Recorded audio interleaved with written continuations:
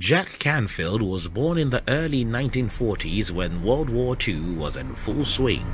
He was born to an alcoholic father and a mother whose name is unknown. He had a very difficult childhood.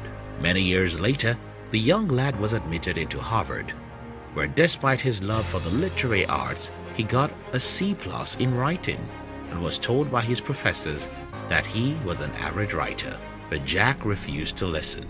His journey truly began in 1990 when Jack shared his idea with Mark Victor Hansen to collect stories for a self-help book. The duo later turned this idea into a phenomenal series titled Chicken Soup for the Soul.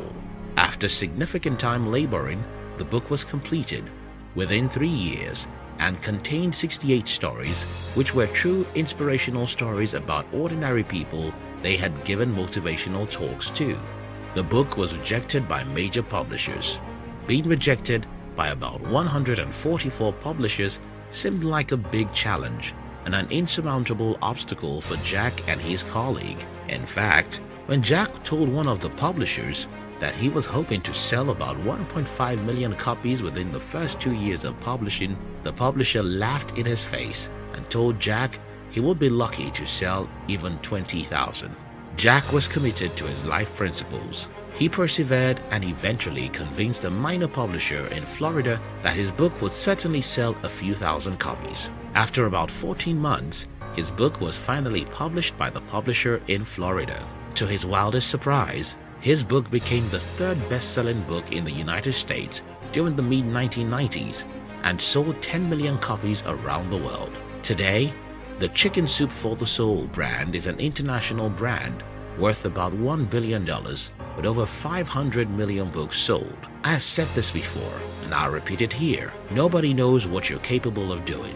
Not even your parents, siblings or friends. You don't even know what you are capable of achieving until you try. Because nobody knows what you're capable of achieving, you can be sure that 9 out of 10 people you'll meet in your life will either discourage you or refuse to support your dreams. Because you also don't even know what you're capable of doing, it's super easy to believe that 90% of people are right. That's when courage comes in. You must love your dream enough to want to risk failing.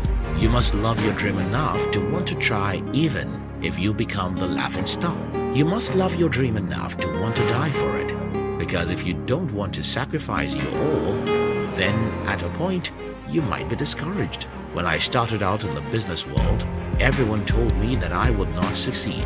I told myself, even if I will die trying, I will keep on trying. J.K. Rowling said, "It takes a great deal of bravery to stand up to our enemies, but just as much to stand up to our friends." Yes, when everyone around you thinks you're dumb and cannot be successful, when they appear to be waiting for when you will regret your decision, it actually does take a lot of courage to stand up, look at their faces and tell them, if I perish, I perish. It's part of life's difficulties that we all have negative people around us. They are mountains you need to climb.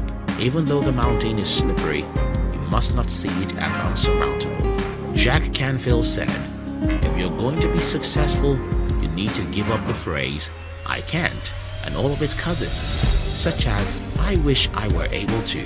If Jack Canfield had not believed in himself, the world around him would have killed his dreams. If you allow life's difficulties to kill your dreams, they will. But if you think you can, then you can. If you like this video, do subscribe to this channel so you'll be notified when we publish our next videos. Also, like this video or share it with your friends on social media. Thank you. We love you.